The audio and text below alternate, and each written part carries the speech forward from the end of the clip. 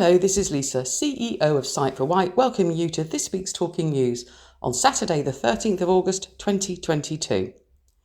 We have had a very busy week this week, pulling together a lot of our QR codes. The Site for Wight Hello Everyone QR codes have two purposes: to help people get unaided access into buildings and to help people turn the written word into audio. We have now completed the work for the Hampshire Police, so all police stations in Hampshire will be getting one of our upgraded QR codes.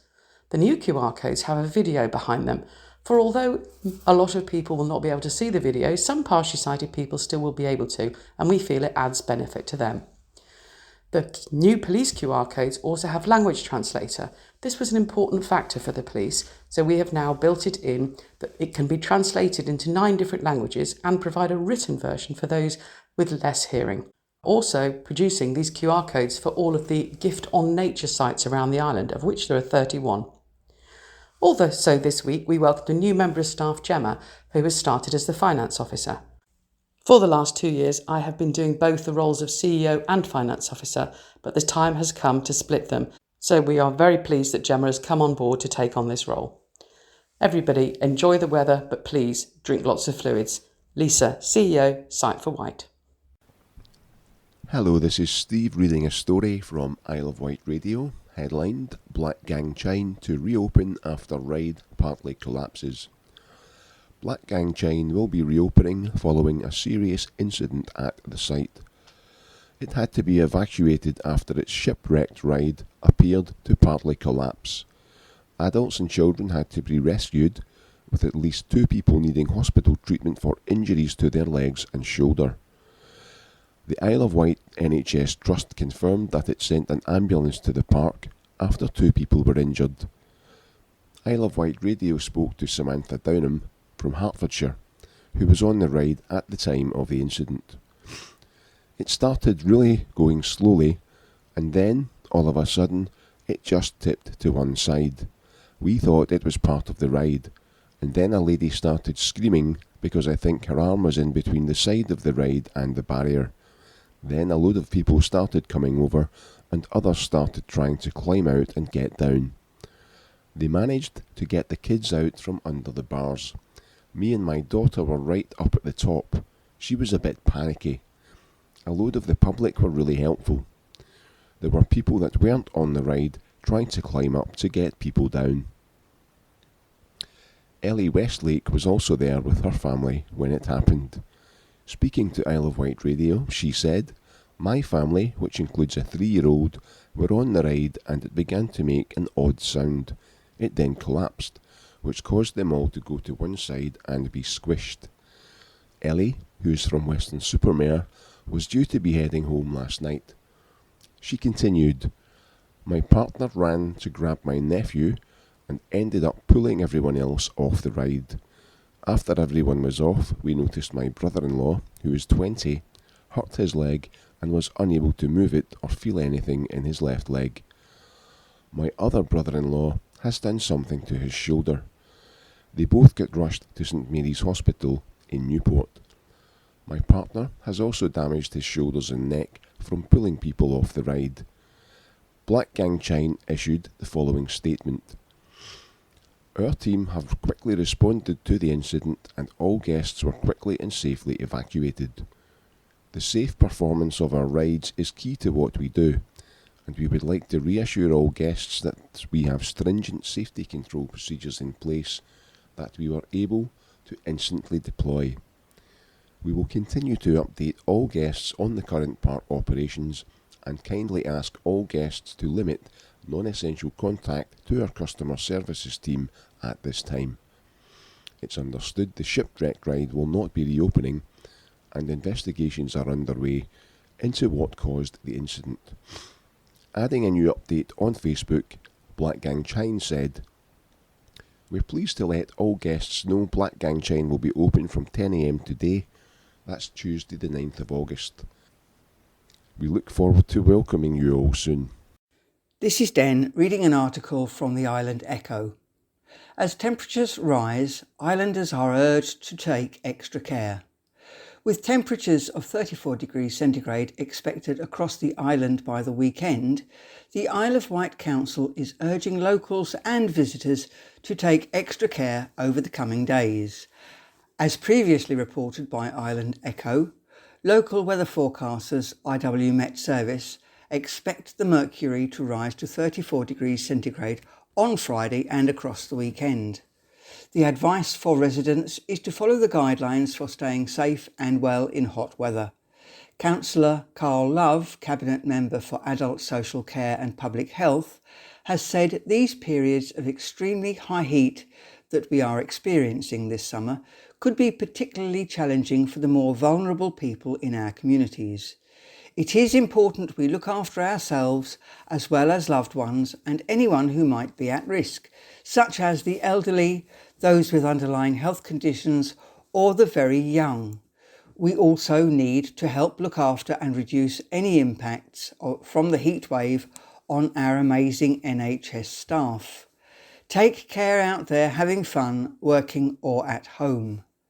Stay out of the heat. Keep out of the sun between 11 and 3. If you have to go out in the heat, walk in the shade, apply sunscreen and wear a hat or a light scarf. Avoid extreme physical exertion. Wear light, loose-fitting cotton clothes. Cool yourself down. Have plenty of cold drinks but avoid alcohol, caffeine and hot drinks. Eat cold foods, particularly salads and fruit with a high water content.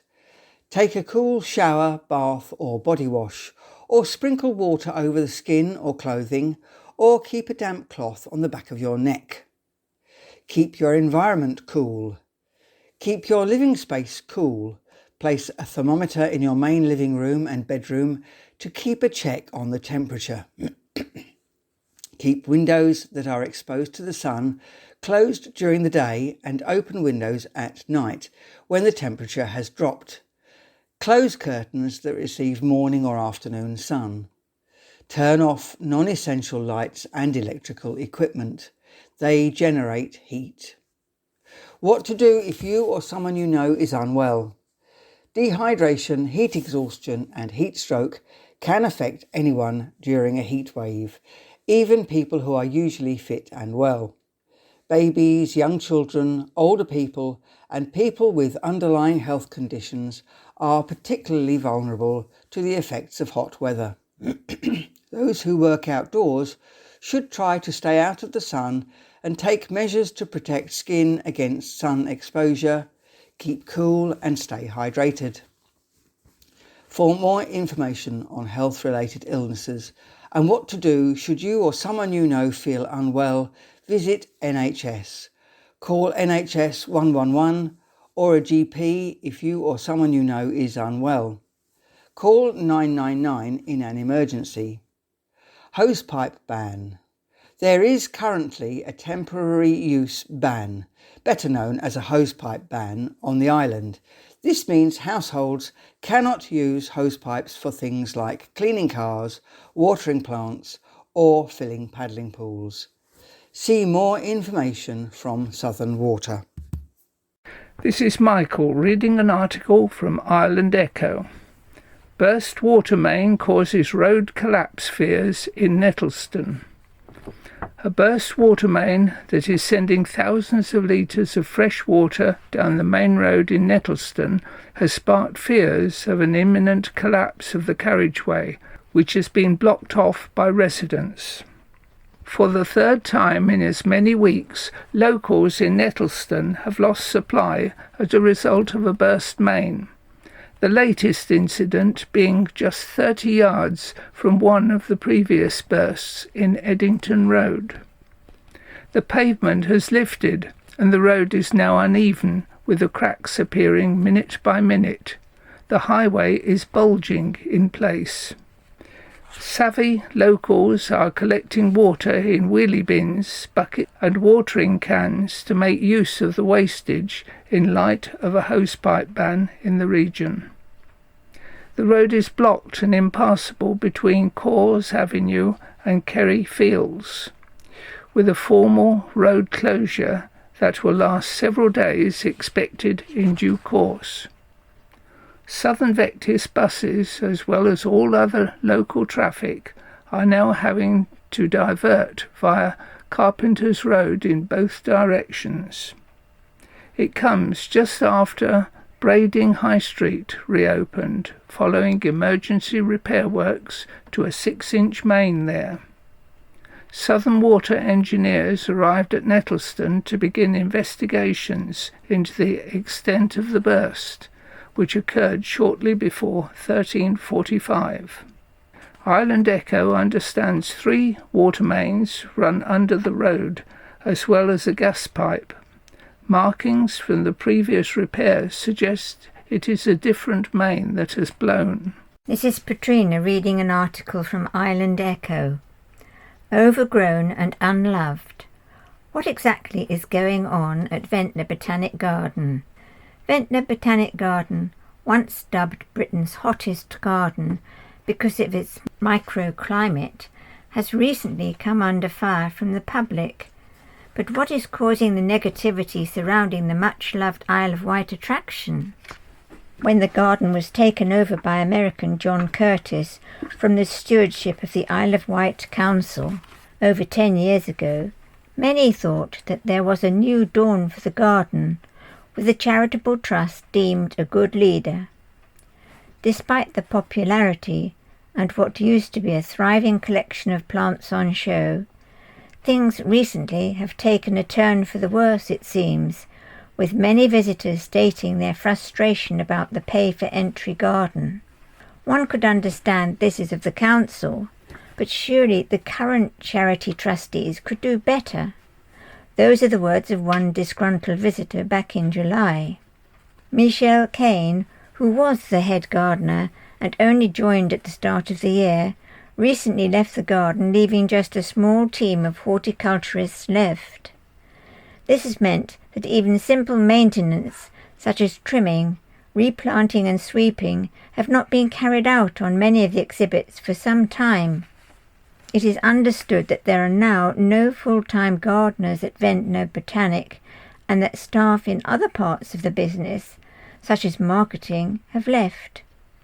A recent visitor has noticed on local forums that they didn't see a single member of staff when they visited earlier this month.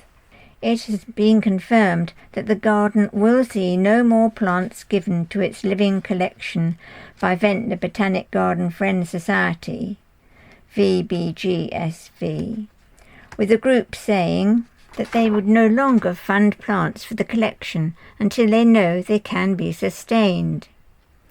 In her letter to the 300-plus members of the Society, Chairman Valerie Pitts also stated that VBGFS has been at the side of the garden for 35 of its 50 years, so they are determined to continue, despite the issues the garden faces. Despite reiteration from the current owner that the garden is transitioning from the methods of traditional horticulturalists hoping to adopt a new approach, instead, many are fearful of how much damage has already been done.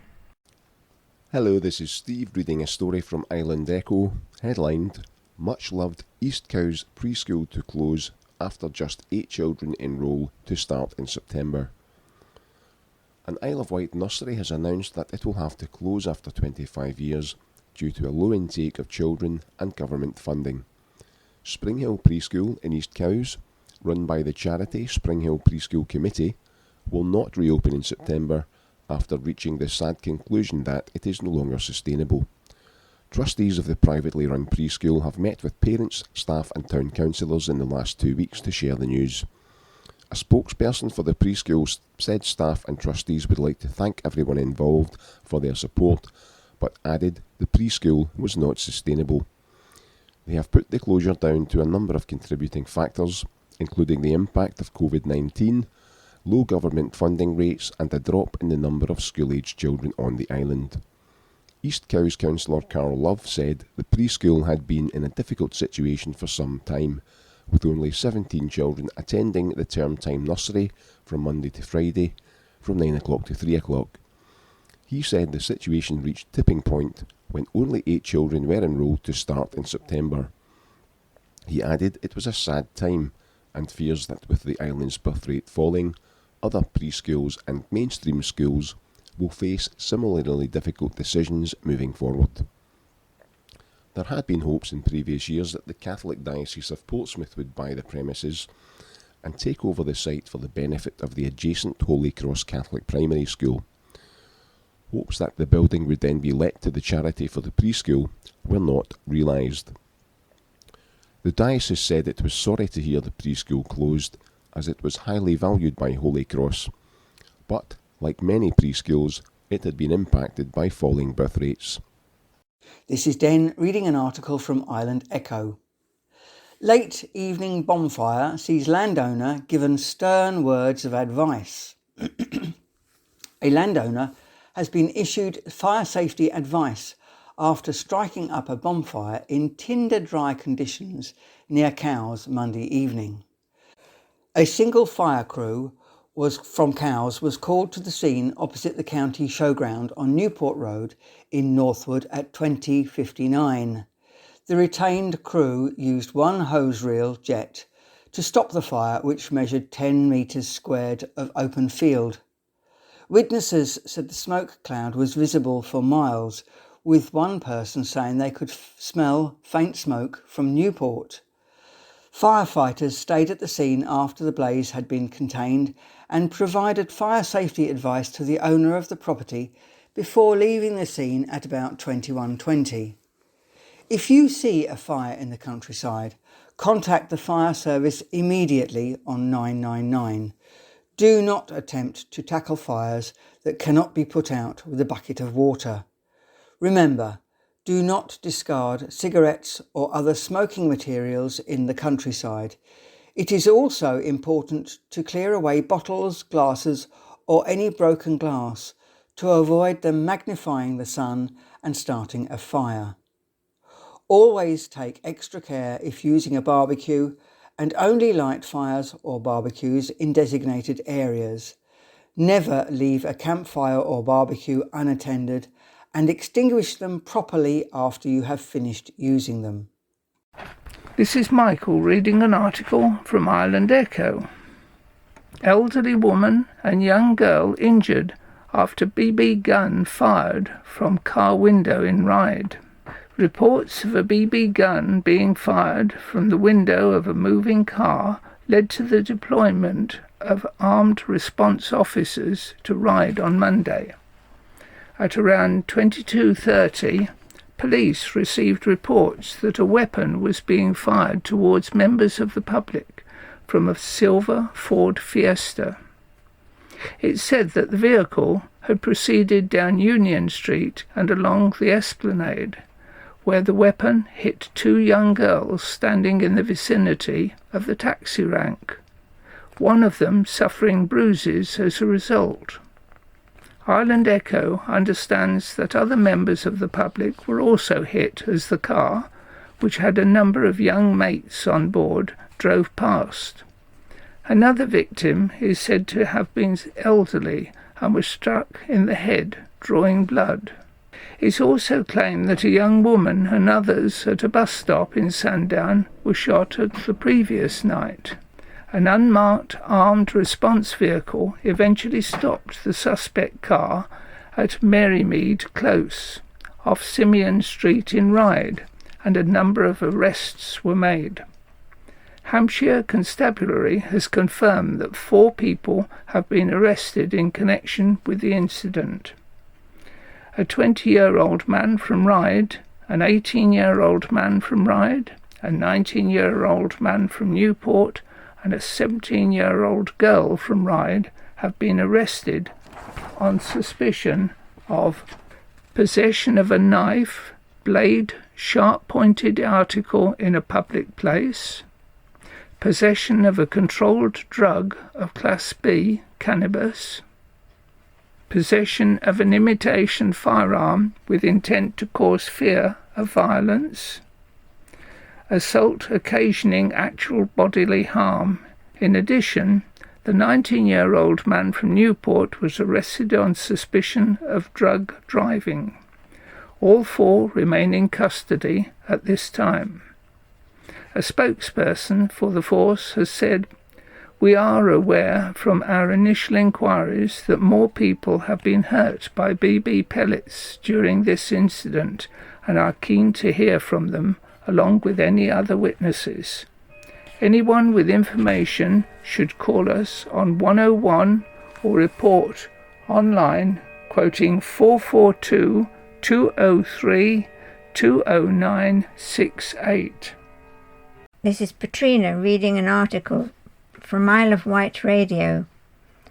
Barbecues banned at Fort Victoria, with warnings against using them on island beaches or parks. Barbecues have been banned at Fort Victoria, and warnings have been issued against using them on the island's beaches and in parks due to a risk of fire. With temperatures rising and a local hosepipe ban in place, countryside, parks and gardens across the island are extremely dry, significantly increasing the risk of fire. The Isle of Wight Council has placed a temporary ban on the use of the barbecue facility at Fort Victoria to minimise the risk of accidental fires there. The council also said that disposable barbecues should also not be used in parks or on beaches. Councillor Jonathan Bacon, Cabinet Member for Environment, said, "Maintaining the health and welfare of islanders and visitors is vital during this extended period of hot and dry weather. Please avoid using disposable barbecues or lighting bonfires while the ground is still so dry. We have seen a lot of fires in the last couple of weeks that could have been avoided, that have put pressure on our local fire services and caused significant damage to local areas. Disposable barbecues are considered a particularly high-risk item, as they are often placed directly onto flammable dry grass or sometimes disposed of unsafely. This can also cause fires in bins or refuse collection vehicles." Hampshire and Isle of Wight Fire and Rescue Service Group Manager for the Isle of Wight, Jeff Wall, said, "Lots of us are currently enjoying the warmer weather. However, these conditions increase the risk of wildfires across the Isle of Wight. Our crews have already been busy this summer tackling fires involving large parts of our countryside, fires which could easily be avoided. Barbecues, campfires and inappropriately discarded rubbish can spike wildfires that spread rapidly, causing huge amounts of damage. So we all need to do our bit and protect our wildlife. There are a number of ways that those spending time in the countryside can help reduce the risk of a wildfire. Pack a picnic instead of using a disposable barbecue. Clear away bottles, glasses and any broken glass to avoid them magnifying the sun and starting a fire. Do not discard cigarettes in the countryside. Dispose of smoking materials properly and make sure they are completely extinguished. Anyone coming across a fire in the countryside should dial 999 and give an exact location if possible by using What's 3 words. If using barbecues at home, ensure coals and ash are completely cold before being disposed of to avoid any risk of bin or refuse collection vehicle fires. Fires can also release large amounts of carbon into the atmosphere, which contribute to climate change. Hello, this is Steve, reading a story from Island Echo, headlined 16 Serious Faults Found During Kitchen Inspection of Shankland's Langham Court Hotel. Langham Court Hotel in Shanklow scored 0, that's urgent improvement necessary, when the environmental health team visited the rundown establishment last month, that's July. The Isle of Wight Council's environmental health team paid a visit to the establishment of Atherley Hill in Shanklin on the 1st of July and found no fewer than 16 serious faults in the operation of the hotel. Inspectors found multiple issues regarding hazard analysis and critical control points including not checking whether meat products were cooked to a safe temperature, not ensuring regular checks of refrigeration temperatures, and failing to make sure that stock was rotated and or removed when past its sell-by date. Boxes of mince pies that were over 2.5 years out of date were also found in the dry store. They also found that pre-cooked chilled food that was given to 50 school children was left on kitchen worktops warming instead of being in a refrigeration unit at 8 Celsius, with the mentioned food which consisted of cheese, eggs and cooked meats reaching almost 11 Celsius when tested. This increases the risk of bacteria growth in the foodstuffs. The hotel lacked hand basins, with one in the kitchen offering no hot or cold water for staff to wash their hands before preparing food. In addition, staff did not wash their hands before they handled food, with service stopped prior to any of the food being handled to enable staff to wash their hands. Raw meat was stored close to ready-to-eat items in the walk-in freezer, whilst the space on the shelves was full of other goods stored on the floor of the freezer. The inspection also found that one member of staff didn't know how to use a temperature probe and became confused when it read in Fahrenheit and was unable to get the probe to read in degrees, attempting to read the temperature with a fridge thermometer instead. The food hygiene rating scores were compliance with food hygiene and safety procedures, 20, compliance with structural requirements, 20, and confidence in management and protocol procedures, also 20, giving a total score of 60 and a 0 rating. This is Den reading an article from the Island Echo. Spitfire to return to flight with help from GKN team in East Cowes. GKN Aerospace, which made parts for the famous Spitfire aircraft here on the Isle of Wight, has stepped up to support the return to flight of the historic plane that was shot down in World War II. More than 80 years ago, GKN supplied fuselage frames and system components for Spitfire AA810 from its facility in East Cowes. Once restored to flight in 2024, the aircraft will be used by the Sandy Gun Aerospace Careers Programme to promote engineering careers and inspire future generations into the aerospace industry. GKN has been a UK industrial champion for more than 260 years, and during the 1930s and 40s, 1,000 Spitfires rolled off its Hadley Castle production line near Telford.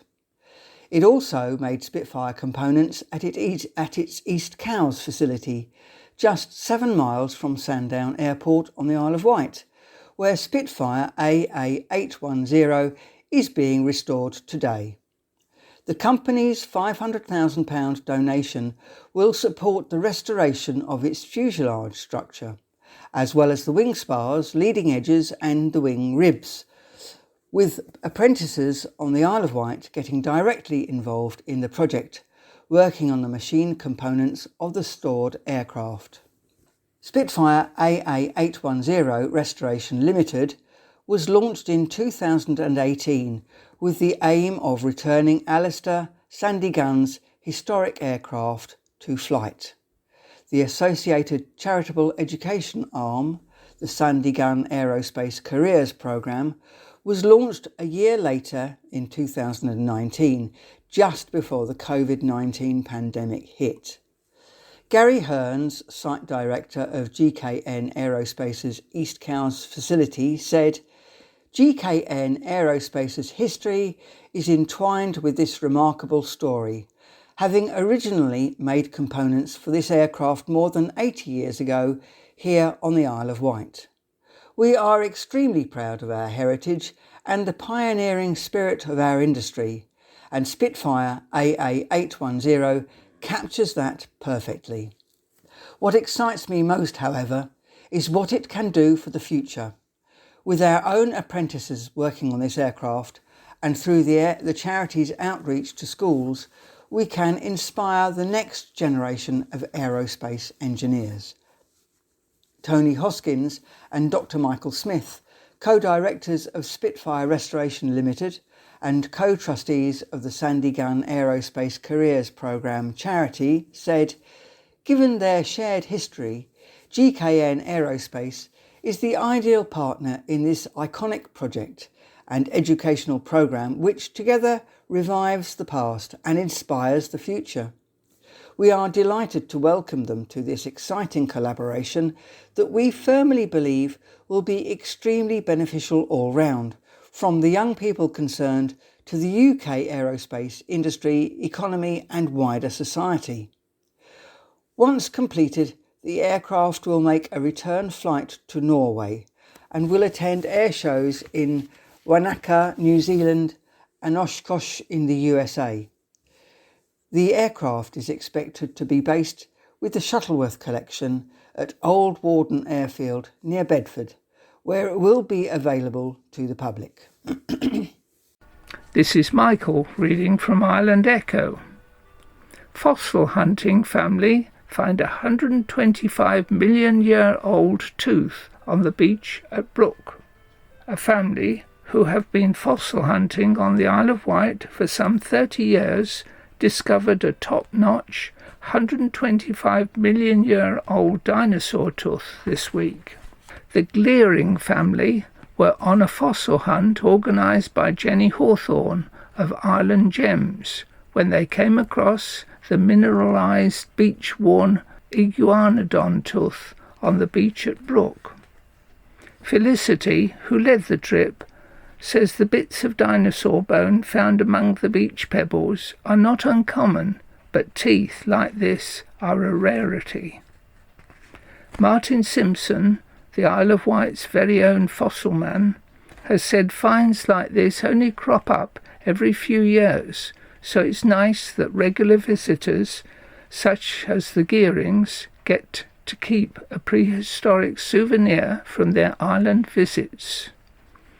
Martin was recently featured on a Channel 5 programme with Susan Coleman, who found a nice piece of marcasite crystal from the same spot. Geotourism is really becoming popular on the island. 4 new dinosaur species have been announced in the last 2 years. Speaking about their find, the Gearings said, "We have spent many years fossil hunting as a family on the Isle of Wight and have been out hunting with many guides over the years. This year we brought along Nick, Rebecca's partner, on our family holiday. This was Nick's first ever fossil hunt, so as you can imagine, he's very happy with his find. Our guide, Flick, told us what to look out for and where best to search. We are very happy to find a rare fossil and will treasure it." This is Patrina reading an article from Isle of Wight Radio. Truck loaded with rubbish on fire in Sandown sparks arson investigation. Police were called to a vehicle on fire in Sandown during the early hours of Sunday morning. Police were alerted to the blaze on Leeds Street at 12:42 a.m. Officers arrived on scene and found a truck that was loaded with rubbish well alight. The fire service were not far behind and quickly brought the fire under control before it could spread. A spokesperson for Hampshire Constabulary said, "The vehicle has been recovered as it has been destroyed and was in a danger to the public and other road users. We are treating this incident as arson and inquiries are ongoing." An officer from the Isle of Wight Police Service said, "The smell hard hit on the throat and I took refuge behind the fire engine." Before we begin the second part of the Talking News, we'd like to remind you that, as usual, we will not be holding activities during August this year. The first one back will be Striders on Friday the 2nd of September, and then other dates for your diary are the Saturday the 10th of September, which will be a members open day, and Low Vision open day, both to be held in Wendy's Hall on Woodbine Close, which is the first Newport Scout Group's headquarters. So, good morning. The second part of the Talking News is being read by Lynn and Morris. The critical incident stood down at St Mary's. The critical incident declared at St Mary's Hospital last week was stood down yesterday. The Isle of Wight NHS Trust said, following a number of actions to enable more patients who no longer needed hospital care to be discharged, hard work by staff and support received from partners and public, it has seen reductions in pressure across some services. Patients and members of the public continue to be asked to use services wisely to ensure those with the greatest need can access care and support. The critical incident was called last Friday due to high levels of demand and difficulties in discharging people into social care, meaning that St Mary's Hospital was close to capacity. The Trust said the public can help manage these periods of demand by ensuring they are seeking help from the most appropriate health services and only calling 999 or attending A&E for serious accidents and genuine emergencies. If you are unwell, visit NHS 111 online for 24/7 advice about the most appropriate care for your needs. For other non-urgent cases when needing medical advice and it's not an emergency, speak to your GP practice or a pharmacy. Bike race questions answered. A series of drop-in sessions are being organised by the Isle of Wight Council so residents can find out more about the Tour of Britain cycle race. The Tour of Britain culminates on the island on September the 11th, when around 100 of the world's best cyclists will take on the 150-kilometre last leg of the race. However, the race will inevitably have an impact on the highway network, including a rolling road closure of between 30 minutes and an hour so riders can pass safely. Longer closures will be necessary at the start on Ryde Seafront and along the finishing stretch, the military road at Chale to the Needles. Residents will also be required to remove their vehicle from the road if they live along the route. This will need to be done from 6 p.m. the previous night, Saturday, until the race passes. A full list of the affected roads will be publicised soon. The drop-in sessions will be an opportunity for residents to discuss with organisers any issues they may have, or indeed find out how they can get involved in, or best spectate, the race. The drop-in sessions are Tuesday, August the 23rd, Ryde Castle, 3 p.m. to 6 p.m. Wednesday, August the 24th, Freshwater, West Wight Sports Centre, 3 p.m. to 6 p.m. Thursday, August the 25th, Newport, Riverside Centre, 3 p.m. to 6 p.m. And Wednesday, August the 31st, Cowes, Northwood House, 3:30 to 6 p.m. Tesco wants a late licence. A new Tesco store in the centre of Newport may sell alcohol from 6 a.m. to midnight every day of the week. Permission is being sought as more detail about the new store for Newport High Street is unveiled. The supermarket giant plans to move into the former Laura Ashley shop on the corner of St Thomas's Square. In recent weeks, proposals have been submitted by Tesco to join together 35 and 36 Newport High Street to provide its 6th island branch. Detailed plans have been submitted to the Isle of Wight Council requesting signs, some of which will be lit up, as well as fascia panels, vinyl advertising posters and window frosting. View the plans 22/01244/ADV on the Council's planning register. Comments can be submitted until August the 26th. A licensing application has also been submitted to supply alcohol between 6 a.m. and midnight. You can view the licensing application and have your say on the Council's licensing register until August the 26th by searching 22/01104/LAPNEW.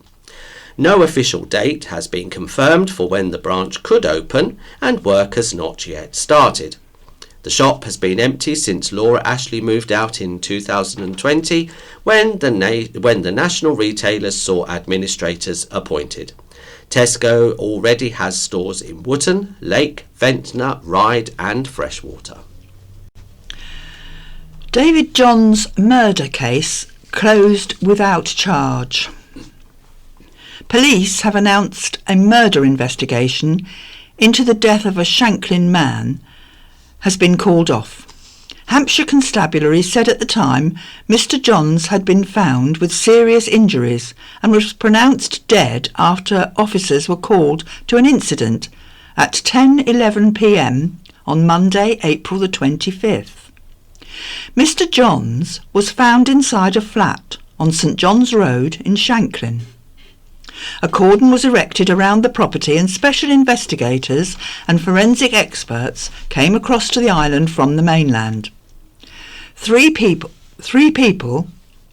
2 women, aged 29 and 52, and a 36-year-old man were arrested at the time in connection with the incident on suspicion of murder. Both women remained in custody that day, but it was revealed the 36-year-old man was being treated in hospital for injuries he sustained during the incident. The 2 women were later released without charge. The 36-year-old remained in custody.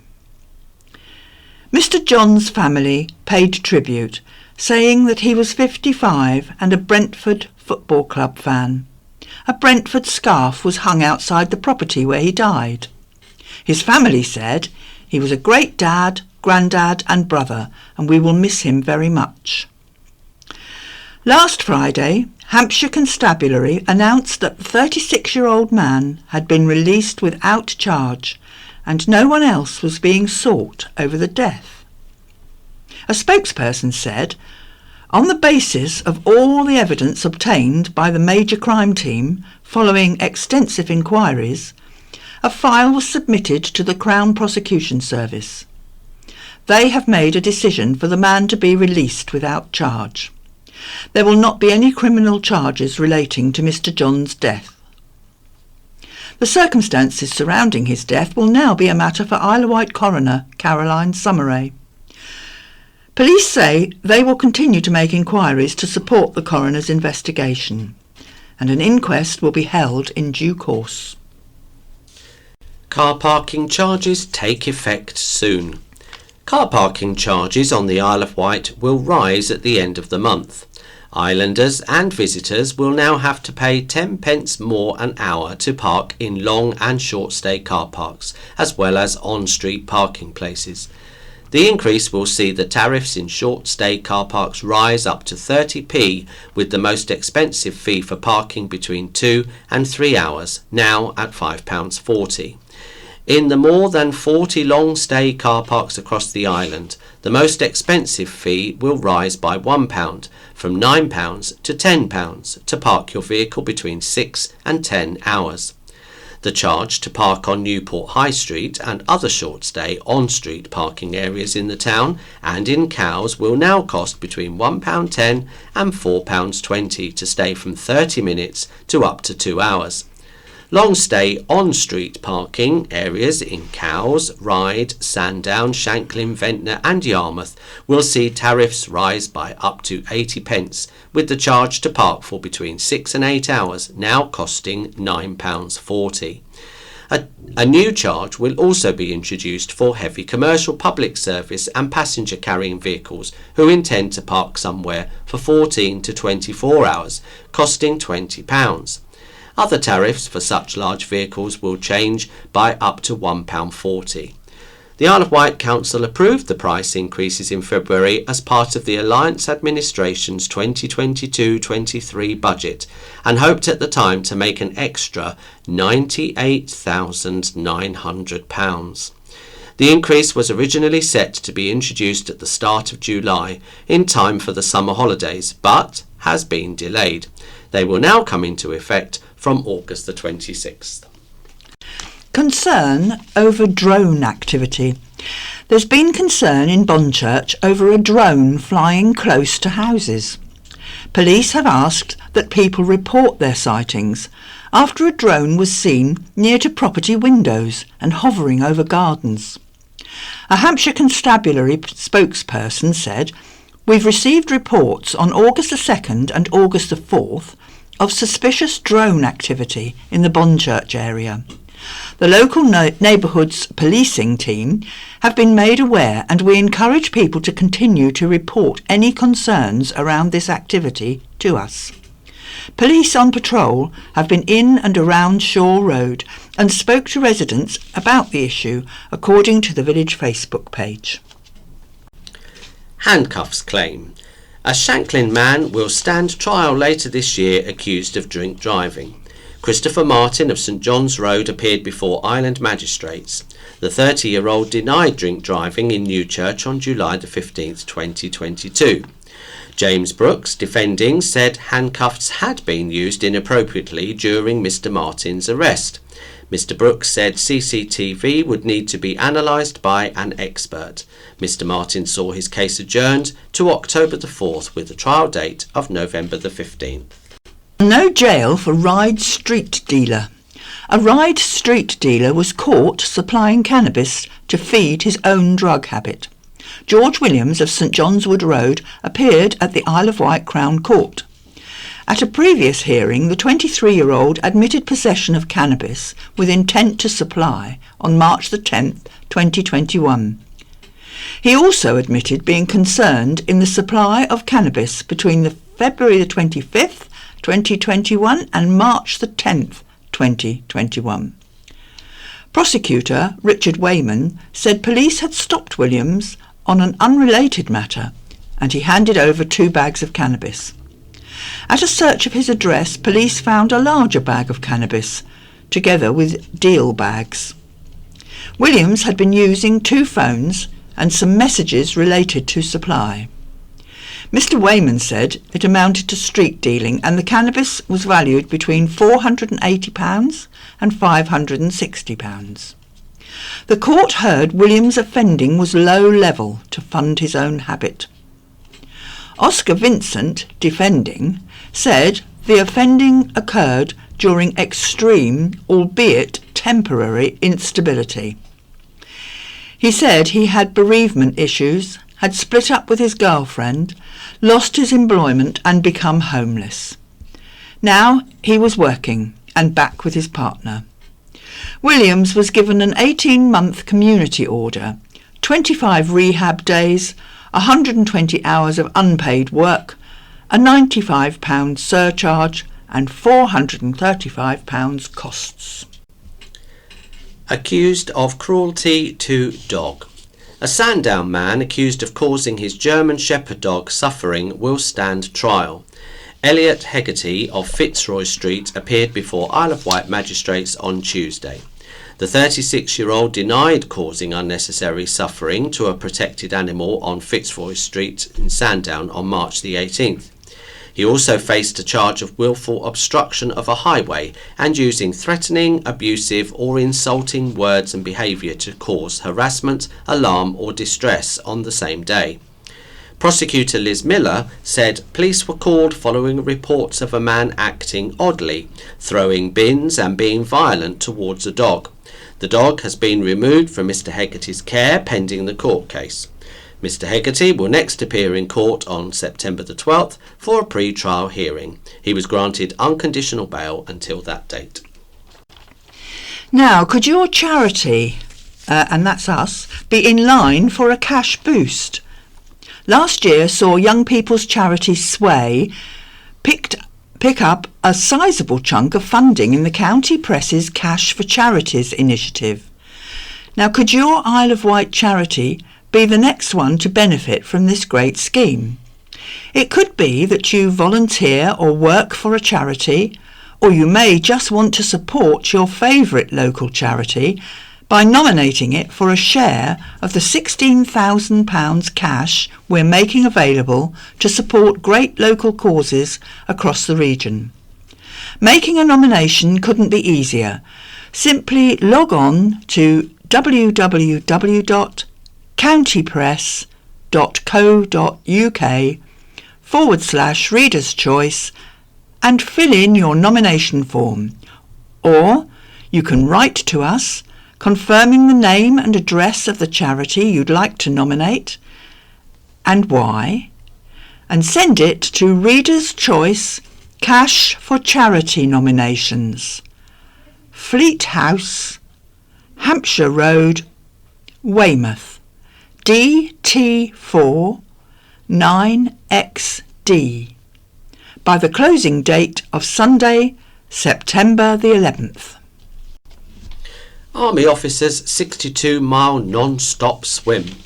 2 Army officers are set to swim 62 miles around the Isle of Wight this month, raising money for 2 charities close to their hearts. Military neurosurgeon Lieutenant Colonel David Baxter and Army Education Officer Marge Jessica French will embark on their challenge next month in aid of spinal research and reorg. Only 5 other individuals have completed the non-stop 62-mile swim around the island before. Spinal Research funds vital medical research to transform the lives of people living with spinal cord injuries, while REORG is a charity focused on supporting service personnel and veterans from across the armed forces and emergency services. The pair are due to set off from Bembridge after months of planning, dedication and training. Timing is a key challenge in the swim due to the strong currents and tides.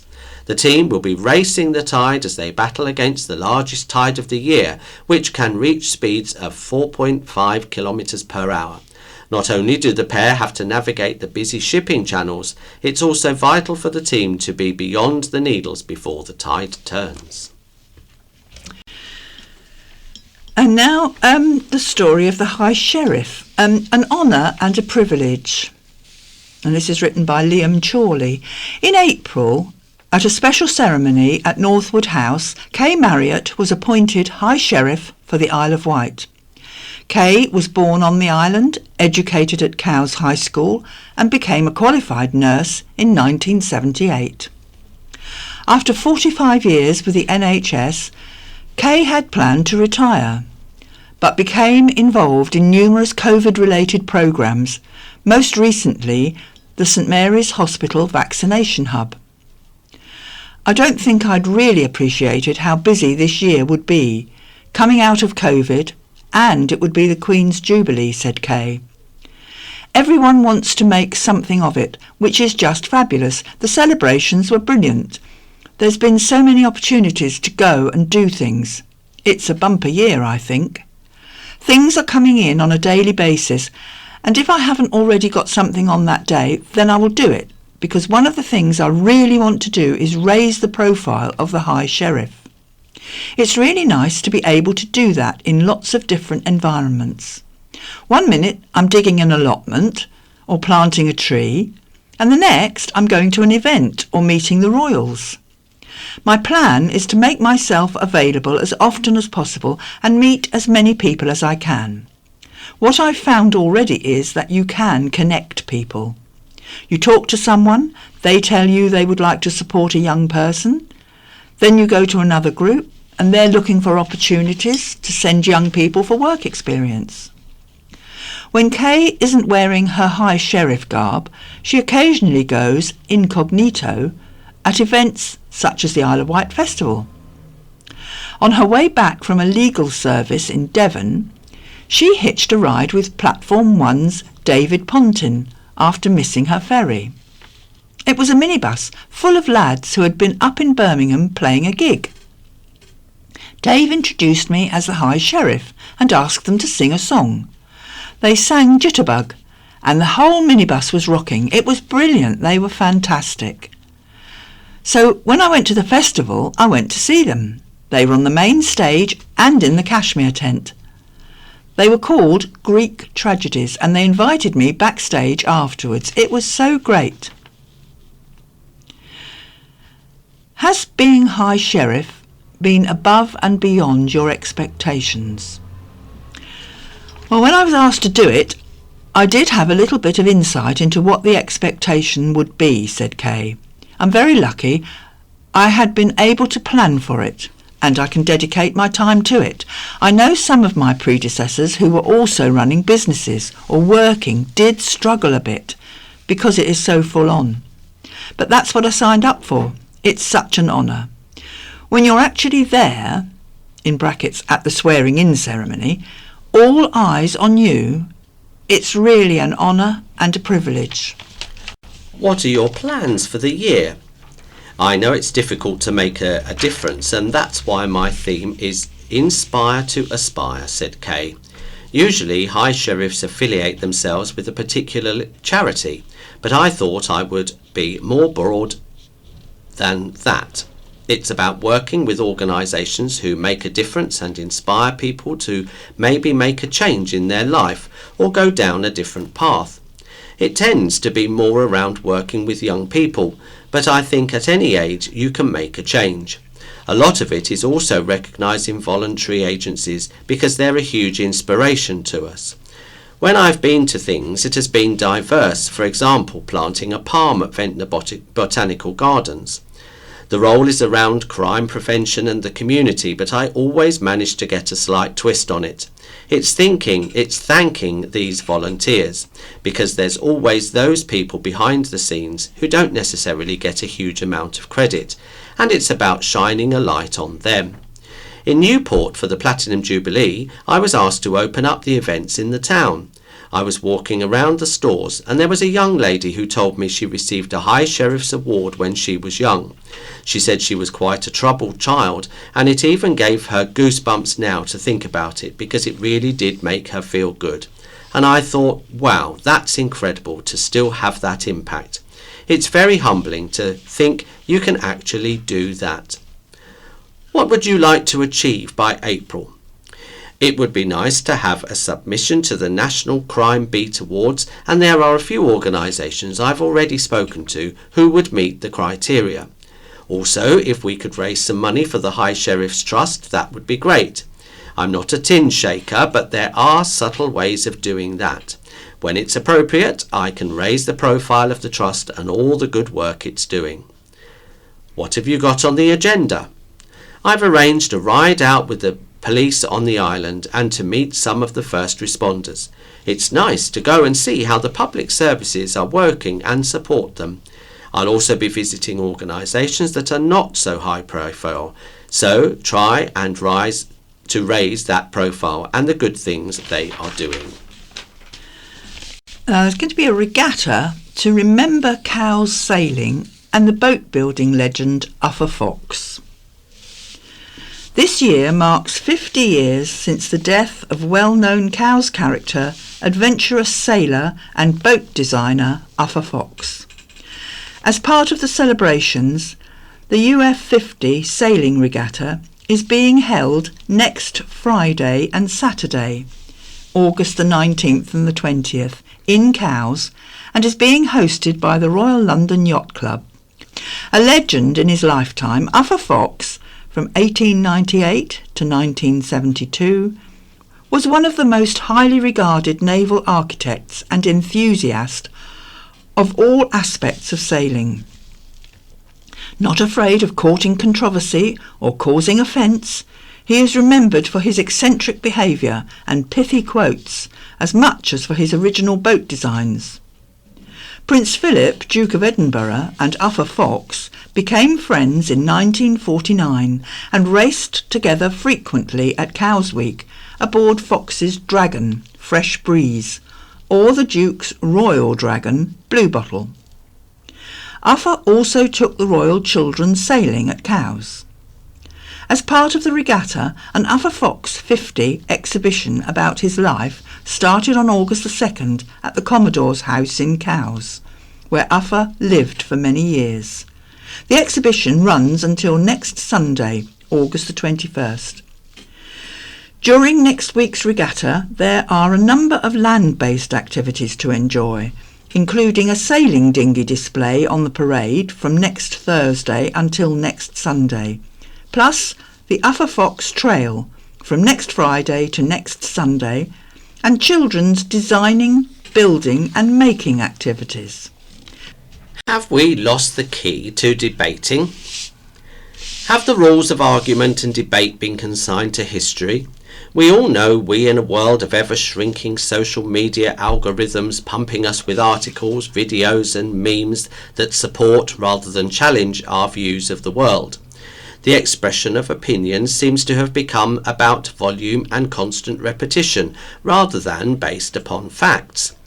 We have become shouty. When someone shouts, the other side either shouts back or shuts up. So opinions become more entrenched and polarised, and legitimate debate is stifled and suffers, and those of us who care not to get into such wars of words stand back and don't engage. What we now miss is the expression of an opinion supported by evidence that seeks to influence or inform how we might think about an issue. We should listen to other people's views, and if we do challenge them, challenge the facts and how they support an argument. Espouse a counter view, but not a personal attack on the individual. In a world that faces so many difficult choices, argument and debate are even more important. How are we to make decisions about the country we want to be in if we can't get to grips with the issues? Politicians live in a soundbite or wordbite world. None of us, for example, know or understand the complexities of getting the NHS or social care right, let alone what sort of NHS or social care we might want, because we don't have the debate. No one asks us. We all have 280 character opinions, and some of us do think more deeply about the subject. But when the leadership of the Tory party debates seem to be driven by who can promise more tax cuts, when all of us can see what the lack of funding is doing to healthcare, education, social care, then we are being taken for fools.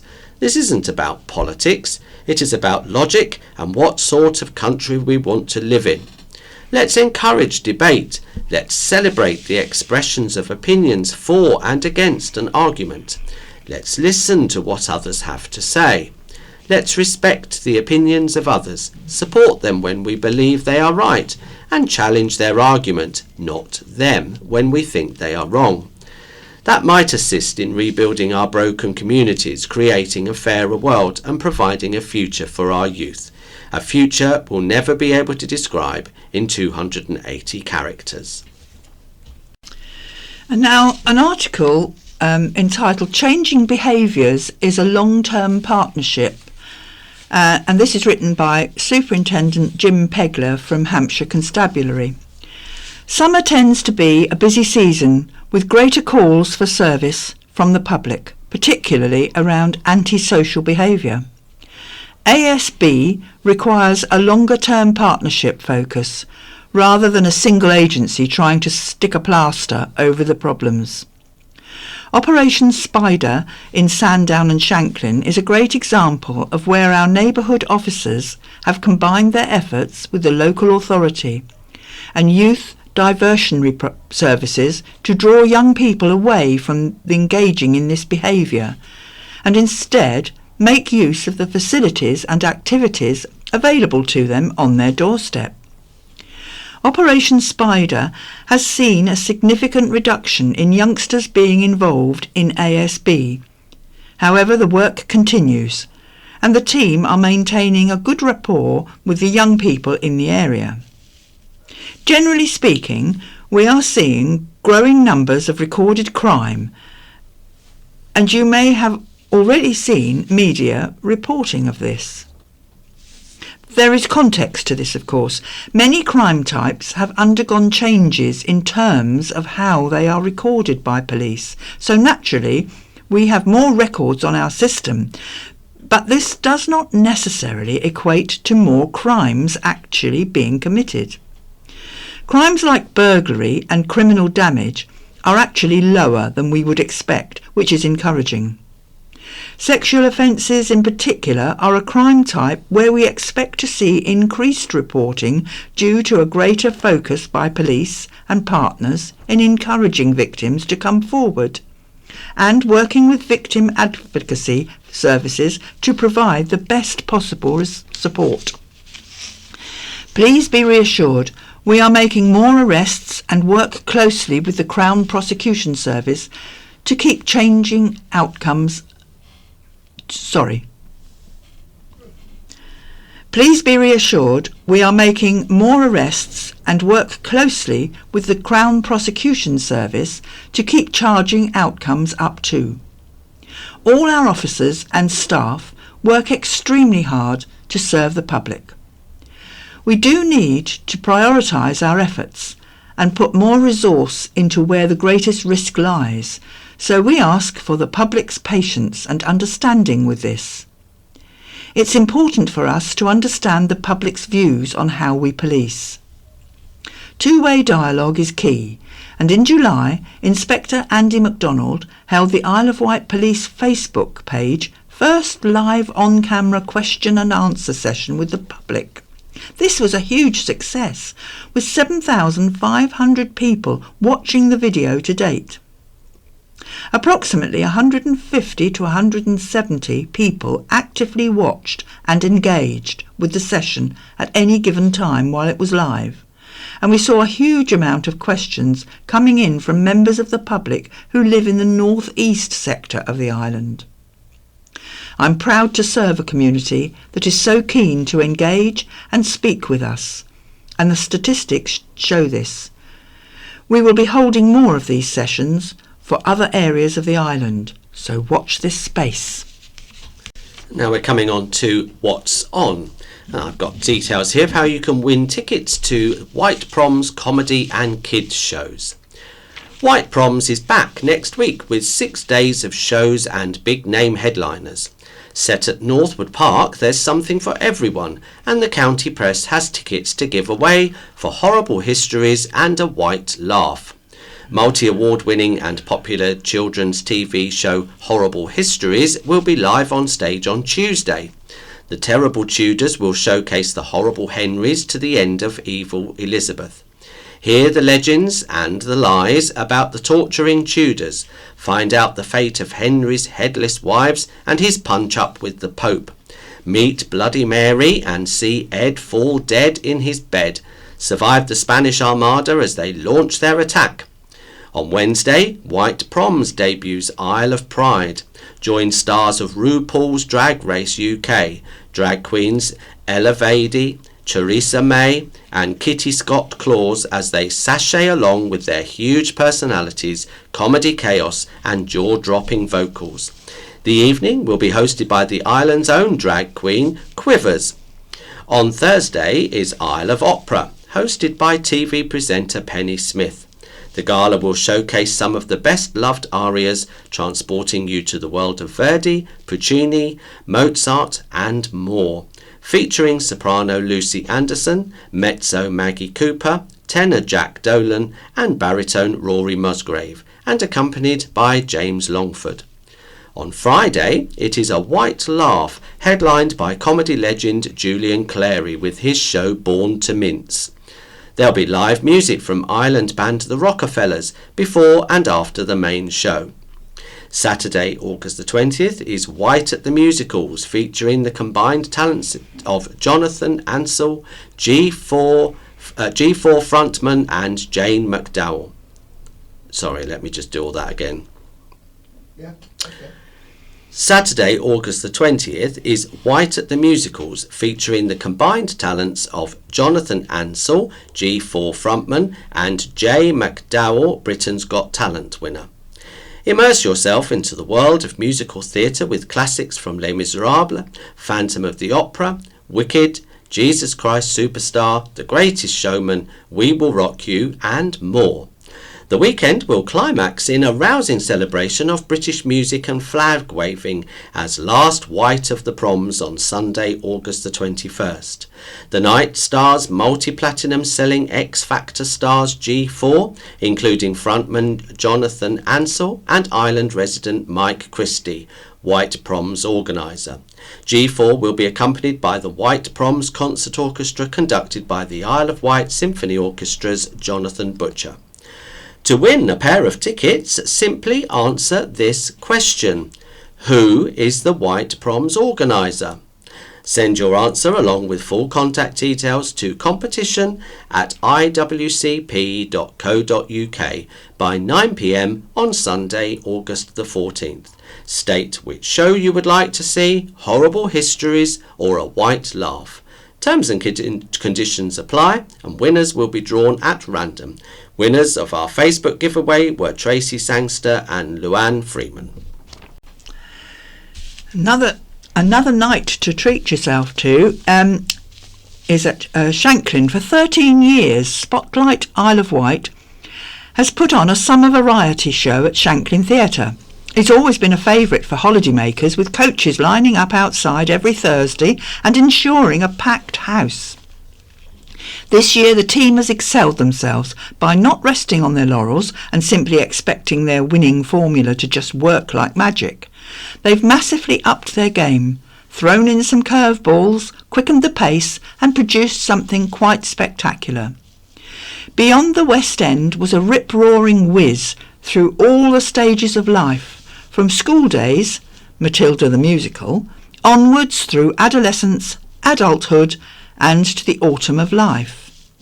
Right from the off, the costumes, choreography, humour, acting and singing were all such high quality, and the cast weaved themselves round a live on-stage band. As well as the whole cast action, there were some stand-out solos, thanks to the talents of Rowan Leafy, singing an incredibly powerful version of Anyone Who Had a Heart. Polly McGregor, with a touching rendition of Slipping Through My Fingers, and Ashley Mackness lending her beautiful voice to Somewhere Over the Rainbow. Without giving too much away, this year's show offered up plenty of humour. If I Were Not Upon the Stage, that was in brackets, that's the title of a song, nostalgia, TV classics, and a stupendous performance by Charles Johnson to look out for, who sang One Night Only. With strong performances all round, it seems incredible there were only 10 cast members on stage, perfectly managing the different routines and costume changes. If you're looking to support talented local professionals and the lovely venue that is Shanklin Theatre, go treat yourself to a Thursday night out. Simple pleasures in life are often the best. Now, this is written by Alan Marriott. Last time I went to J. Miller's circus, I ended up standing against a wooden board with a hood on, having very sharp knives thrown at me. This was about 15 years ago, I reckon, but this time was equally enjoyable, if not so eventful. It is a joyous thing being a grandfather, and taking 2 of my grandkids to the circus was very special. J. Miller's is the Isle of Wight circus, having come here for a lot of years, but although the personnel might change, the magical feel of the experience does not. From the opening musical number, a riot of colour and sound, to all the individual sets, the night was a triumph. New Revolution, recruited this year from the Manuel Fajardo Sports School in Havana, Cuba, set the bar high with athleticism, fitness and grace on a flexible bar, providing some big thrills. Miller family member Jody on the silver thread kept the action going, as did mesmerising ball juggling from J.J. Miller. Then came the eye-watering toughness of hair hanging by the Walters, before a real highlight in the Skywalker routine of Hungarian Matyi Molnar, who entered the ring on a big old motorbike and wowed the crowd with some high-level acrobatics. The second half was equally diverse and fun, with New Revolution taking skipping to a new level, and Paige Miller performing with grace in the aerial bubble. Ross Walter's Diablo routine, the incredible aerial hoop routine from duo Molnar, and more high-level heroics from duo Sift kept the applause coming. But no circus is complete without a clown, and J. Miller's stalwart Peppy entertained the kids of all ages in the crowd throughout the evening, with several young audience members being called up to play the stooge. All in all, a great night out, proving the simple pleasures in life are sometimes the best. Now, Ireland actors are preparing to stage Oliver. Please, sir, I want some more. The Apollo Theatre is still delivering more after half a century, and to kick off its 50th anniversary season, it is preparing a spectacular spectacular version of Lionel Bart's iconic musical Oliver. Under the direction of Joe Plum and the musical director Julie Jones, the production promises to be bold, innovative and exciting. Joe said this performance bursts out of the stage and fills the whole auditorium. We've assembled a cracking team of performers who are going to deliver a very special performance. A selection of female leads takes on some of the iconic roles, including Zoe Divers as the feisty Nancy, Julie Jones as Fagin, and Emma Wilkinson as the Dodger. Freddie Hollis is taking on the titular role as Oliver, alongside a cast of young performers in Fagin's gang. Oliver hits the Apollo stage in Newport's Pyle Street from August the 19th to the 27th. Tickets are on sale at www.apollo-theatre.org.uk. Rayu screened live at cinema. Dust off those dancing shoes. After 2 long years, one of cinema's biggest music events is back. Maestro Andre Rieu will present his new summer concert Happy Days Are Here Again live from his hometown of Maastricht in the Netherlands. The concert will feature feel-good classics, show tunes and joyous waltzes. Happy Days Are Here Again can be seen in over 500 cinemas, including Newport Cineworld, over the weekend of the 27th of August and the 28th. Andre said, "I am thrilled to be back in August after 2 years and to share music and love with all the fans again in cinemas." Tickets are available from andreincinemas.com.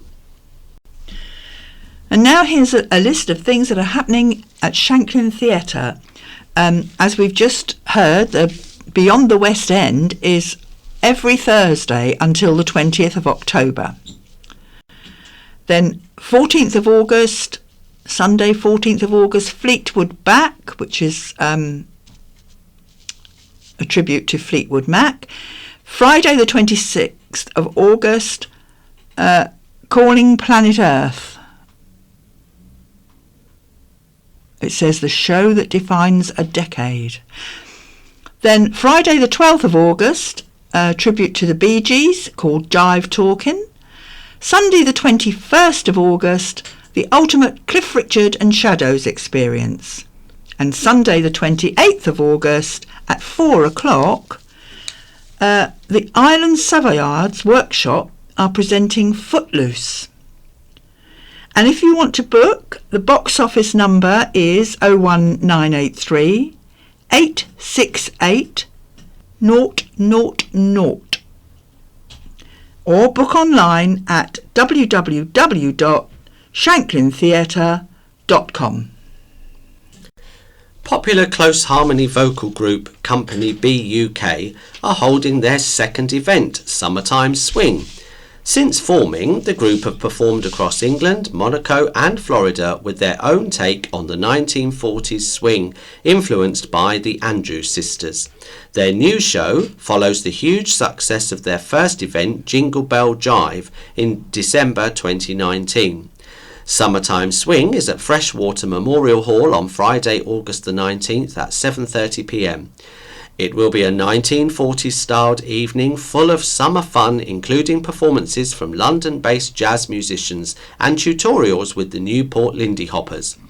Company B UK combines the individual talents of Natalie Do you know how to say that? Agajanian? Aghajanian. Agajanian? That would do. Will that do? Natalie Agajanian, Harriet Back and Thea Callaghan. Right.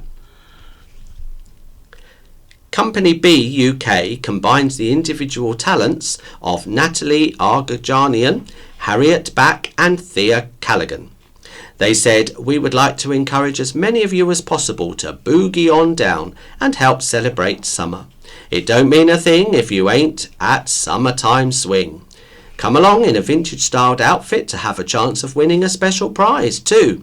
Be prepared for toe-tapping performances brought up to date with a nostalgic twist. Tickets are available from www.ticketsource.co.uk/Company B UK. The first one is from a Martin Jones in Ryde, celebrating the new 6 Wonders of Wight.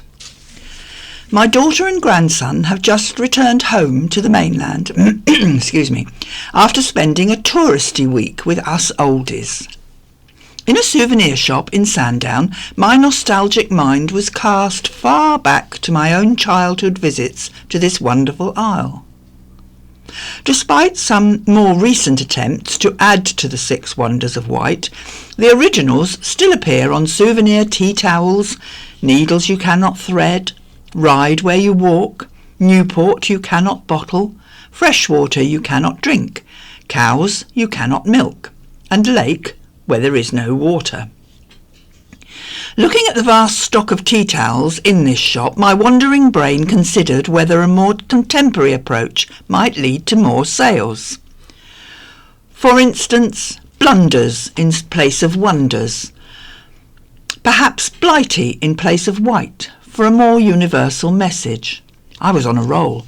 Needles, so mind where you sit in our parks and on our beaches. Ride, where you have to walk in the road to avoid parked cars, bikes and e-scooters on the footways. Newport, replaced by weed, as some young people's preferred choice of intoxication. Freshwater, available in single-use plastic bottles. Cows, whose pastures are now lost forever to the development of housing estates.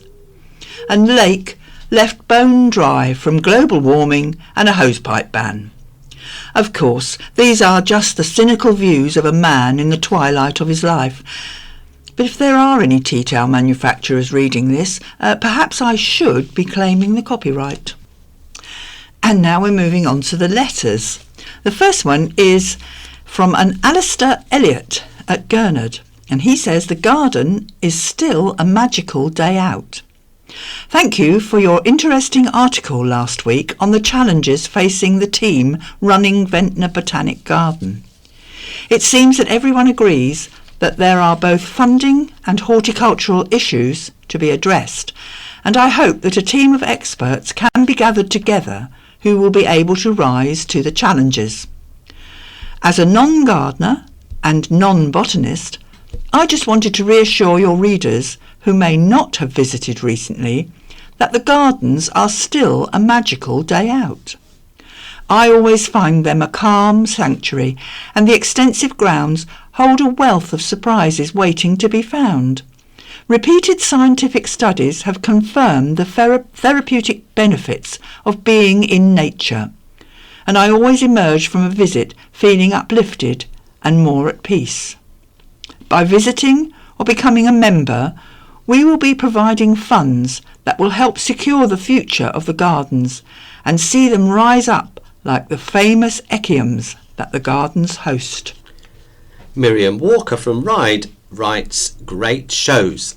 I would like to express my thanks to the individuals who are going above and beyond to provide exceptional opportunities for residents to perform and for audiences to be thoroughly entertained. Over the past couple of weeks alone, my family and I have been highly impressed with the extremely high calibre of musicians on the island. We saw internationally acclaimed musicians perform at the Ventnor Fringe, James Longford's organ recital at Quor Abbey, Curtain Call's production of Into the Woods, and Medina Community Choir's gospel concert, all of which were truly incredible. As an island resident and a previous scholar of London's Royal College of Music and the Guildhall School of Music and Drama, I can confirm that it certainly is not a case of big fish, small pond on our island. These concerts would have had standing ovations at any venue, anywhere.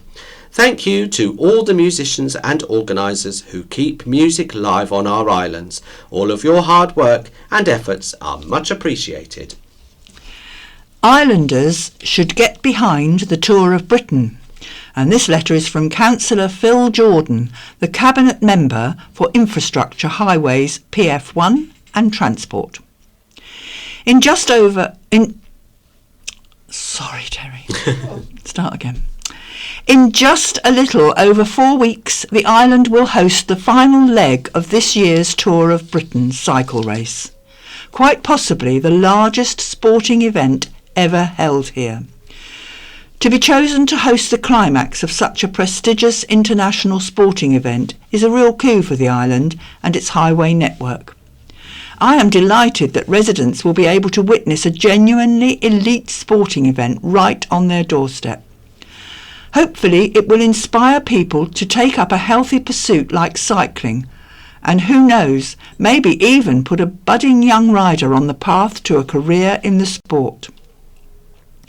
Because the near 150-kilometre course traverses so much of the island, the event will also be a great opportunity for people to come together with their friends, family and neighbours and enjoy this unique sporting occasion close to home. The event will also be broadcast live across the world on ITV4 in this country, so will be a fantastic opportunity to showcase the island as a great place to visit as well. Of course, hosting such an event will have an impact, albeit a short-lived one, on the local road network. There will be a need for cars to be removed from the route, and there will also be a rolling road closure in place for up to between 30 minutes to an hour as the race progresses. Longer road closures will also be necessary at the start of the race at Ryde and the closing stage along the military road between Chale and the Needles. We will be helping residents plan for the event by sharing information in the coming weeks via the media and by a letter to residents, while a series of drop-in sessions will also be held later this month, giving residents and businesses the chance to put any questions they may have to the organisers. In addition, there is a section of the Isle of Wight Council's website, iow.gov.uk/Tour of Britain, and a Facebook page, facebook.com/Tour of Britain IOW, dedicated to the race, how it will affect residents and how best to enjoy it. I would urge residents to engage with us in the coming weeks to ensure we can all prepare for and enjoy to the full this fantastic occasion. Dire Isle of Wight NHS situation, writes J. Kenrick from Totland. Regarding the letter, Isle of Wight NHS is different in the county press on the 5th of August 22, but the situation facing our NHS sadly is even more dire than your letter writer outlines. In addition to the huge number of holidaymakers that double our island's population over summer months, there are more and more people choosing to move to the island, secure in the knowledge that with new technologies and employment practices they can choose to work from home. The island's demographic is also changing, with a reported significant increase in our elderly population, many of whom are living to an older age. Add to this the fact that we are an island and therefore cannot rely on neighbouring counties for a fast response when our emergency services come under pressure, and you quickly appreciate that the Isle of Wight is significantly different from other parts of the UK. This is why St Mary's was given £48 million a few years ago. I guess the question is, what has the Isle of Wight NHS Trust done with this huge amount of money?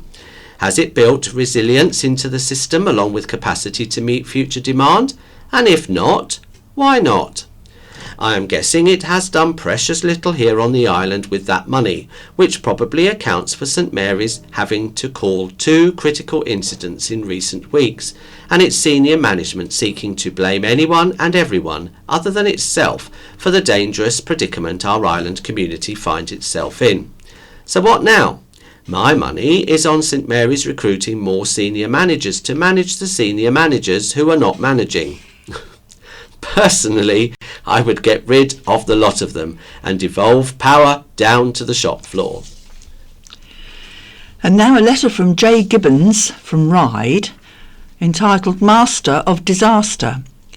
Kate Young's article, County Press, 5th of August 22, based on Peter Isaac's memories of Canadian soldiers on the island in the Second World War, was a vivid picture of one of the mistakes of that war and the price which was paid by the deaths of so many men, mostly Canadians.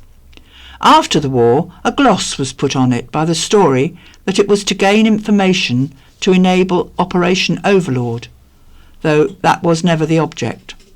The man behind the Dieppe raid was Louis Mountbatten, who had already become known in the Royal Navy as the Master of Disaster, and the Royal Canadian Legion refused to meet him after the war.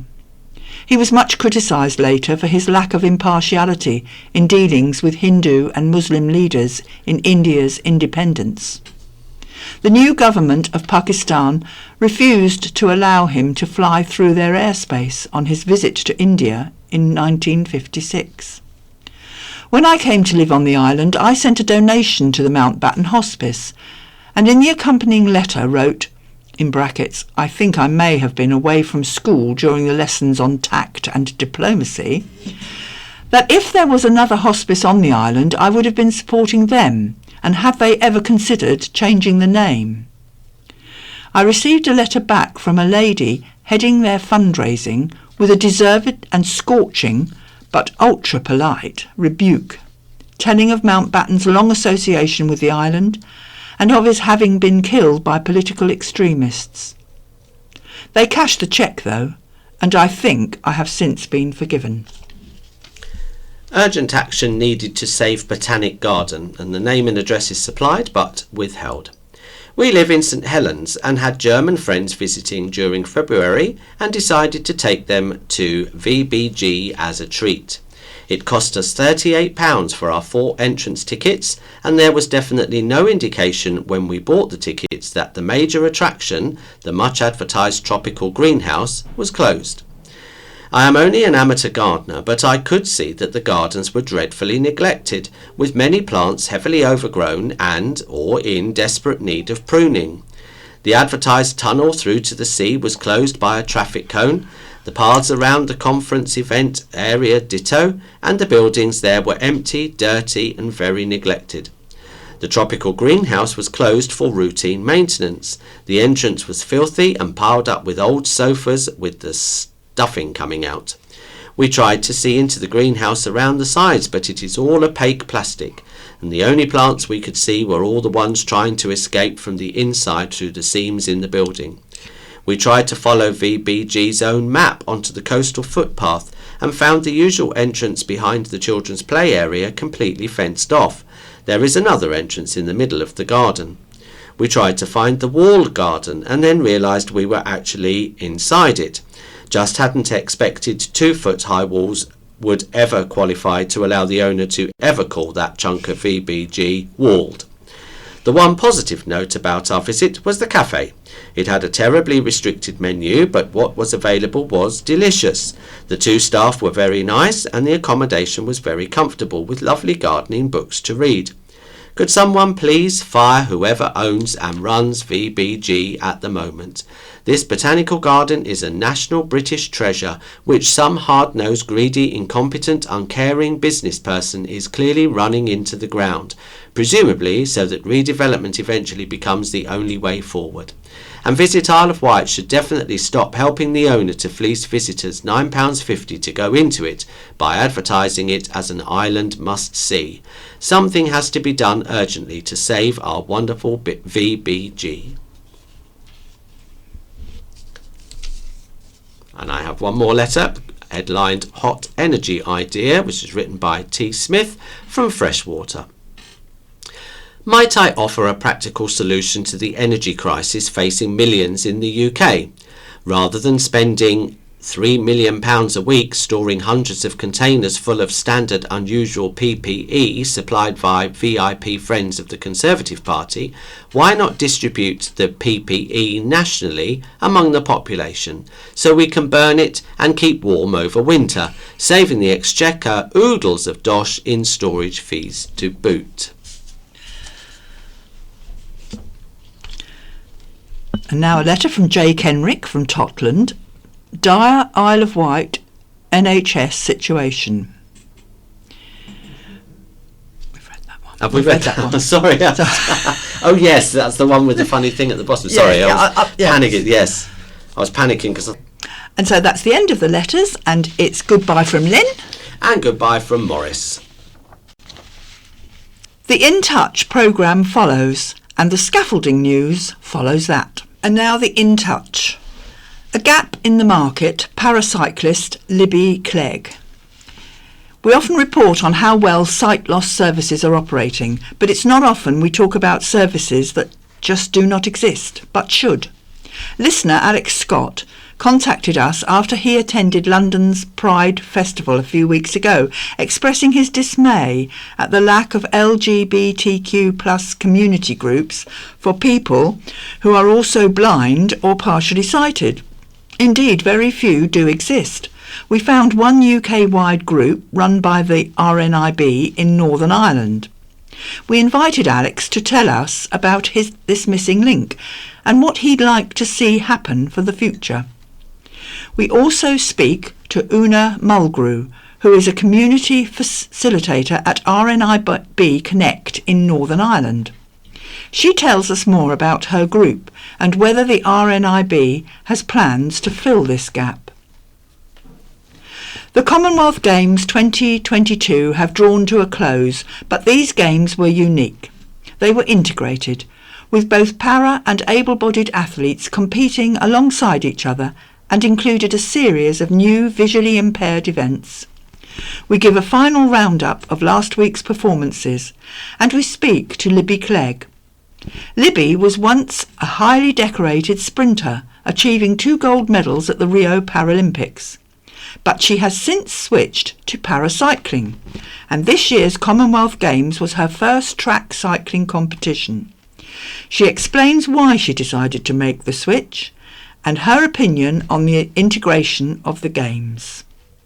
The presenter will be Peter Wight, the producer Beth Hemmings, and production coordinator William Wolstenholme. BBC Sounds. Music, radio, podcasts. Good evening. Tonight, the Organisation for Blind People, one of our listeners thinks is missing. I thought that I was the only blind gay in the village.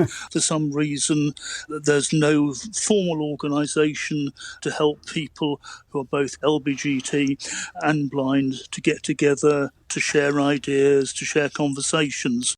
We find out what he'd like to see done about it. We'll hear your reactions to our items on corneal transplants and the possible effects of COVID on vision, and a postscript to the Commonwealth Games. But first, we often report on what organisations which seek to represent us are up to, but Alex Scott wants us to draw attention to an organisation which he says isn't there, but should be. Alex emailed us about this, but we felt we needed to hear his voice, so he's been explaining to me what he thinks is a gap in the market. I mean, I'd love to see some organisations emerging and provide a bit of networking, a bit of sort of social support. Most recently, of course, with Pride coming up, the fact that lots of big businesses have been getting on the bandwagon, big major supermarkets endorsing and supporting their gay employees, banks wanting to endorse all their gay customers. There's absolutely zilch out there. I contacted Gay Switchboard, RNIB, various local organisations, and there just seems to be a shortage out there of anything happening. And the bizarre thing is that if you go to, say, the big Pride event in London, which I went to, I didn't march, but I was there at Piccadilly Circus watching the march go by, and you had everything from gay police officers, gay firefighters, gay vets, you name it, but nothing to represent my form of disability. And it would have been so lovely to have seen a group of blind and visually impaired people either tapping away in a little collective of white sticks banging away on the pavement, or even better, some guide dogs barking away and maybe licking all the passers-by, but just to show a bit of solidarity, but also to show that we're there, we're proud of who we are, what we are. But you raises an interesting point. You could, of course, join these mainstream celebrations of gay pride that you've talked about. Why the need for a particular organisation for blind and partially sighted people who are gay? I think it's the fact that it's nice to be with other people who are like you when you're making a bit of a political and social statement, and also for a bit of companionship as well.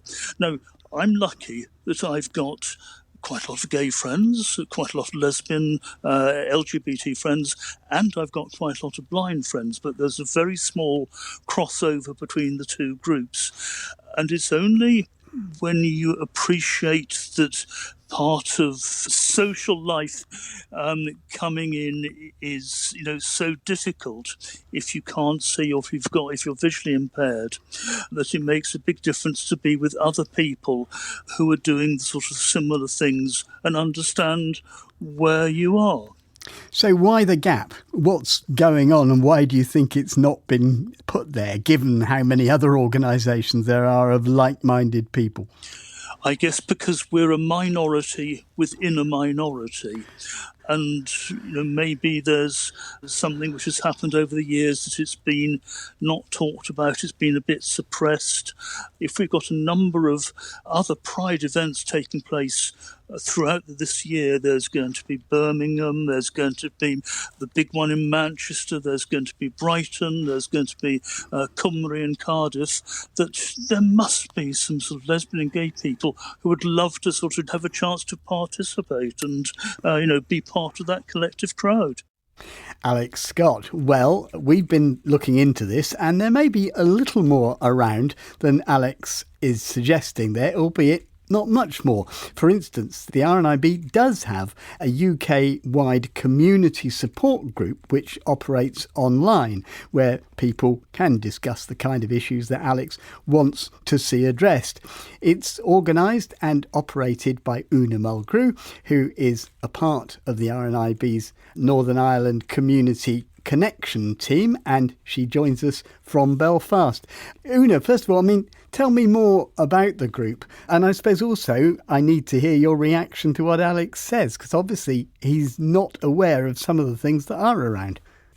The group is just a social group that meets once a month. It meets on the third Wednesday of every month, virtually over Teams, and we chat for an hour. So the community leads the chat. So it might be music one week, or gay, lesbian films, or audio descriptions. It could be about anything. Obviously, we're not promoting it well enough. And, if Alex has done his homework and he's been in touch with RNIB, there's a connection going wrong there, a communication connection. So, hopefully I would love to get a chance to have a yarn with him. Well, you will in a minute. I just want to ask you, how many people are involved in this group? Well, I have like an email list of maybe 25, 30 people, but you would maybe have 8 or 9 people coming on every month, and it's not always the same.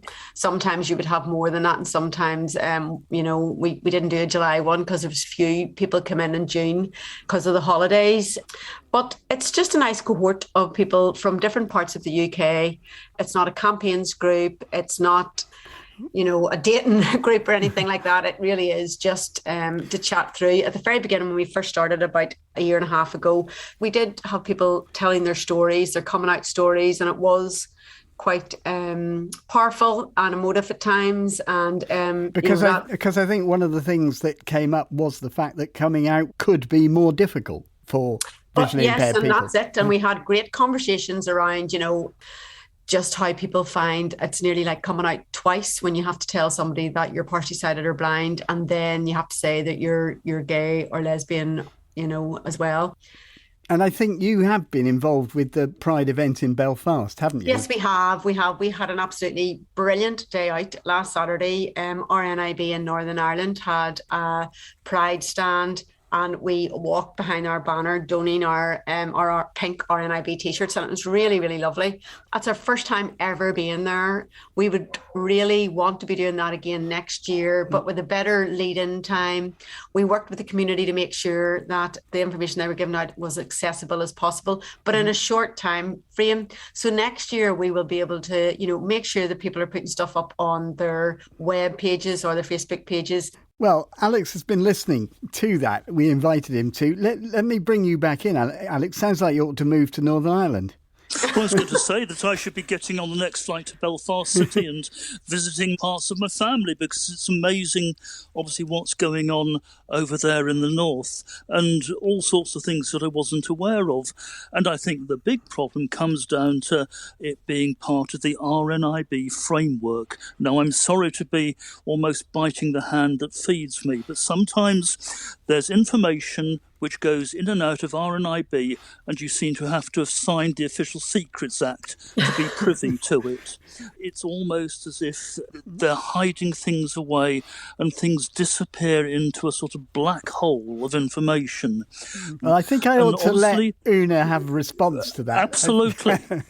I don't know that Alex is 100% wrong at times. We're just a very big organisation and we're servicing an awful lot of people. And I think that no matter who is at the other end of the phone, they can only impart the information that they know. And maybe you just can't know everything.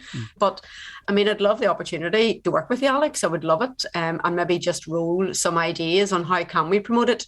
And I would even talk with you, have a chat with you around all the emails that I did send out in March of this year to as many UK-wide LGBT groups that I could possibly find. I'm sure it's not an exhaustive list. It was a list that I got through our inclusion team, and included in that was the Focus Birmingham, who do seem to work with blind and partially sighted people who are LGBT as well. So that is another group. But Alex, where are you based? I'm based in central London, although, as I say, I've got sort of family over in County Fermanagh. So who knows? You and I may be meeting up, but this might be the start of a date of some sort. I mean, that's what we want. We don't want to be leaving people behind. We really want to be out there. I mean, if we could stand on the highest mountain and shout it and everybody could hear, you want everybody to know what it is that we're doing, because we really are doing some great work. But there's great work getting done everywhere. And there's nothing to say that my peer who works in your area, maybe the three of us could have some sort of a chat. Well, I'll tell you what, we won't act as an intermediary. You can talk to each other. Alex Scott, Una Mulgrew, thank you both very much indeed. And it's also worth mentioning the Pride season is far from over, and amongst the towns and cities still to have their own events are Cardiff, Manchester, Plymouth, Southampton, there's one in Mid-Ulster, and there are several more as well. Now, a number of you contacted us after our item suggesting that COVID could have aggravated existing vision problems. This listener, who prefers to remain anonymous, says, I've had the autoimmune disease Sjogren's syndrome since 1988. I have corneal abrasions and in April 2021 was categorised as partially sighted and diagnosed with early AMD. On New Year's Day, I tested positive for COVID and continued to show positive on LFTs for 3 weeks. I noticed that my eyesight was growing much more blurred than usual. My eyes were drier and became very painful. Since then, my sight has deteriorated at great speed, and the photophobia has become so severe that I'm virtually blind in direct sunlight and will need to use a white cane in bright conditions. I have often mentioned my concern that COVID might have something to do with my vision problems, but no eye specialists, ophthalmologists or retina specialists have agreed, so I was very interested to hear on In Touch that research appeared to be finding a link. And Alison Evans has also got in touch about the possible reasons for the shortage of corneas to be transplanted. My husband passed away in April after 9 years of ill health. As it happens, the reason for his passing would have precluded any donation of organs. However, from when we first met 30 plus years ago, he'd always been adamant that he was happy to donate any organs from his body other than his eyes. He was a highly intelligent man. I'm sure that no amount of education would have changed his mind. Now, the Commonwealth Games finished yesterday with a good haul of medals for the home countries, handsomely contributed to by the disabled athletes whose medal successes were, for the first time, included in the final medal table. Well, since last week's report, couple of notable performances by VI athletes.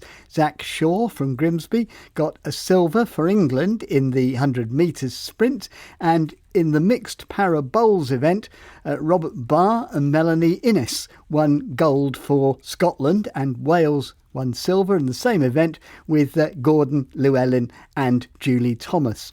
So congratulations to them. Over the years, Libby Clegg from Scotland has been one of our most successful and decorated athletes, a highly successful sprinter, with, I guess, the highlight being 2 golds in the Rio Paralympics for the 100 and 200 metres. So we wondered what these most integrated of games so far had meant to her, where she's competed as a cyclist rather than a sprinter. She joins us. Libby, first of all, about that. I mean, you've made your name as a sprinter, but you've competed in these games as a cyclist. Why the switch, and how's it going? Yeah, it is a bit of I'm not saying unusual switch, but my body was giving up on me running. I had quite a lot of ankle and calf injuries, and it was time for me to call it a day running on the track. But I'm very competitive still, and I do like a challenge. So a lot of my rehabilitation with my sort of lower limb issues was being on a bike, and I thought it'd be a good thing to try out a new sport, and that was cycling. Keeps no impact on my legs, so I thought I'd give it a go. Doesn't sound the easiest way of rehabilitating your legs, endless cycling. Was it as a straightforward a switch as you thought it might be? There's definitely a lot more to cycling than I initially thought. I thought it was just simply pedalling your legs, but there is a lot more to it. It's quite technical, and there's a lot of things to learn about aerodynamics and that kind of thing, which I would never even have had the foggiest when I was running. This was my first event competing at the Commonwealth Games. I've never competed in a track cycling event before, and I tell you now, I've got a lot to learn. It was a very steep learning curve for me. We should say that kind of switch is more common in para athletics than with mainstream athletes, isn't it? Why is that, do you think? I'm not sure, I know a lot of the paracyclists because I have done athletics previously.